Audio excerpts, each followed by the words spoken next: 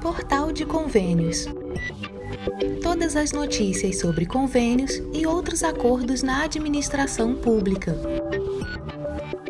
Olá, este é o podcast do Portal de Convênios, um resumo semanal das principais notícias do âmbito da administração pública para você se manter informado em poucos minutos.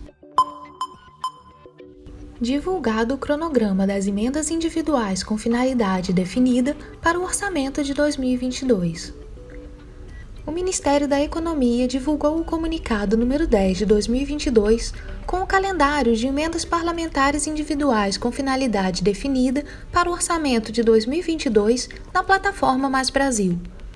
Considerando o caráter obrigatório de execução das emendas individuais, o regime de execução estabelecido nestes cronogramas tem como finalidade garantir a efetiva entrega à sociedade dos bens e serviços decorrentes de emendas individuais, independentemente de autoria. Os cronogramas se aplicam para todas as emendas individuais do Orçamento Geral da União, exercício 2022, com finalidade definida, executadas na plataforma Mais Brasil. A data limite para análise conclusiva das propostas e ou planos de trabalho, bem como o registro dos impedimentos de ordem técnica no CIOP pelo concedente ou mandatária, deverá ser até 30 de maio de 2022. Nos casos em que não foi identificado impedimento de ordem técnica, após 30 de maio, os concedentes e a mandatária deverão continuar o fluxo normal dos trâmites processuais, com vistas à celebração dos instrumentos de transferência. No site do Portal de Convênios, você confere os cronogramas completos. Acesse portalconvênios.com. Convênios. Veja os requisitos de regularidade fiscal de municípios com até 50 mil habitantes. A Câmara Nacional de Convênios e Instrumentos Congêneres divulgou o comunicado número 11 de 2022 com orientação aos convenentes, concedentes e à mandatária da União, acerca dos limites da dispensa de comprovação de requisitos de regularidade fiscal por municípios com população de até 50 mil habitantes. Após análise minuciosa do tema, a Câmara Nacional de Convênios e Instrumentos Congêneres chegou às seguintes conclusões.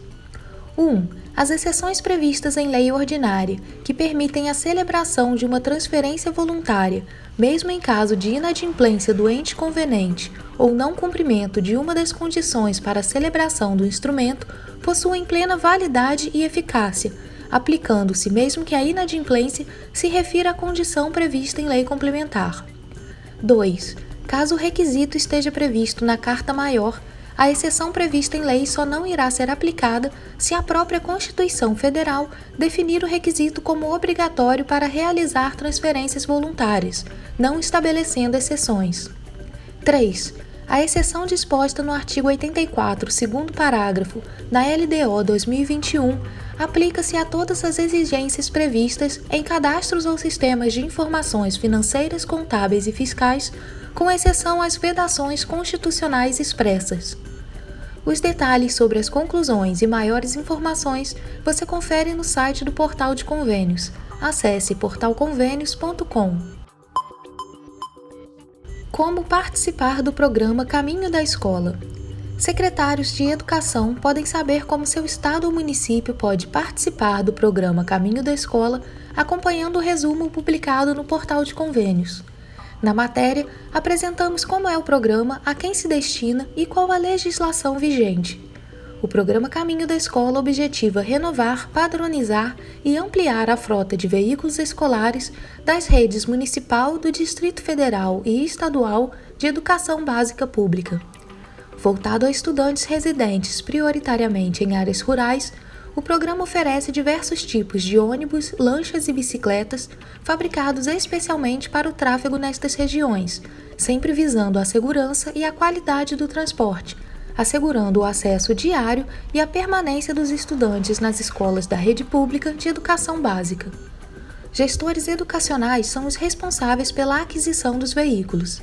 Existem 3 formas para entes federativos adquirirem veículos do Caminho da Escola: através de assistência financeira do FNDE no âmbito do Plano de Ações Articuladas, conforme disponibilidade orçamentária consignada na Lei Orçamentária Anual, através de recursos próprios e através de linha de crédito junto a instituições financeiras, exceto para bicicletas.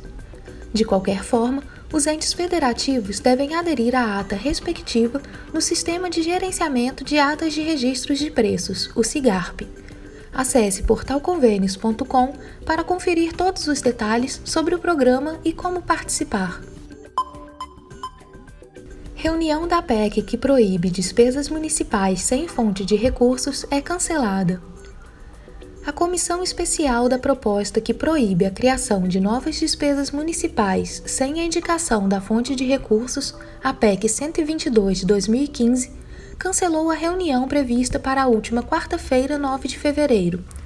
A reunião estava marcada para discussão e votação do parecer do relator, deputado Silvio Costa Filho, do Republicanos de Pernambuco.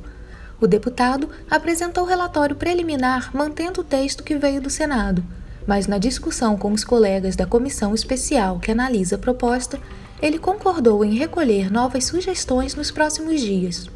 Silvio Costa Filho lembrou que, por se tratar de uma proposta de emenda à Constituição, que exige 2 turnos de votação, qualquer alteração dificultaria a tramitação, porque seriam exigidas novas votações no Senado. Ele também diz que a proposta foi aprovada por unanimidade pelos senadores. O deputado diz ainda que a PEC busca acabar com o federalismo predatório, em que a União cria programas e políticas públicas a serem executadas pelos estados e municípios, sem a correspondente contrapartida de recursos financeiros, comprometendo a eficiência e a qualidade dos serviços transferidos, bem como o próprio equilíbrio financeiro do Pacto Federativo. No relatório preliminar apresentado, Silvio Costa Filho ressaltou que estudos da Confederação Nacional dos Municípios mostram que a descentralização dos serviços públicos tem provocado um aumento das despesas com pessoal nos municípios e uma redução do mesmo setor nos estados e na União, e citou algumas despesas que têm pressionado os cofres municipais, como os pisos de professores e de agentes comunitários de saúde. Segundo o relator, a contrapartida da União é baixa e um exemplo seria a tabela do Sistema Único de Saúde, que não teria reajuste há quase 12 anos. Ele também citou a necessidade de ampliar e otimizar o Sistema Único de Assistência Social. De maneira geral, os deputados da comissão concordam com o diagnóstico e a necessidade de ter mais recursos da União para programas sociais, mas mostraram preocupação com outros possíveis efeitos da PEC. O deputado Pedro Uczai disse que um efeito inverso seria limitar ações do Legislativo para aumentar o fundo de participação dos municípios nos impostos federais, por exemplo.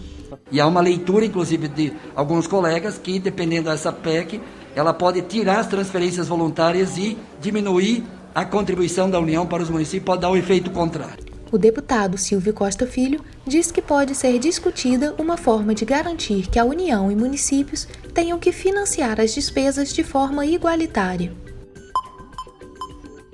Proteção de dados pessoais passa a ser direito constitucional. O Congresso Nacional promulgou no dia 10, em sessão solene, a emenda à Constituição que torna a proteção de dados pessoais, inclusive nos meios digitais, um direito fundamental. O tema tramitava no Congresso desde 2019. Ele teve origem no Senado, onde foi aprovado, e foi para a análise da Câmara dos Deputados, onde sofreu alterações e voltou para nova apreciação do Senado, o que ocorreu no fim de outubro do ano passado. A emenda promulgada leva ao texto constitucional os princípios da Lei Geral de Proteção de Dados Pessoais, a LGPD. A LGPD disciplina o tratamento de dados pessoais em qualquer suporte, inclusive em meios digitais, realizado por pessoas físicas ou jurídicas de direito público ou de direito privado, com o objetivo de garantir a privacidade dos indivíduos. O presidente do Congresso, senador Rodrigo Pacheco, destacou a adaptação da lei brasileira aos novos tempos, de informações circulando digitalmente em um ritmo muito intenso.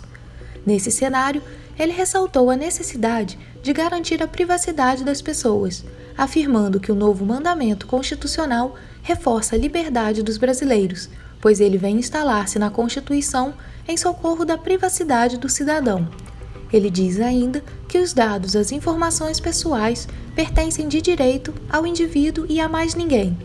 Agora, a proteção de dados se incorpora à Constituição como uma cláusula pétrea, ou seja, não pode ser alterada. Os direitos fundamentais são considerados valores inerentes ao ser humano, como sua liberdade e dignidade.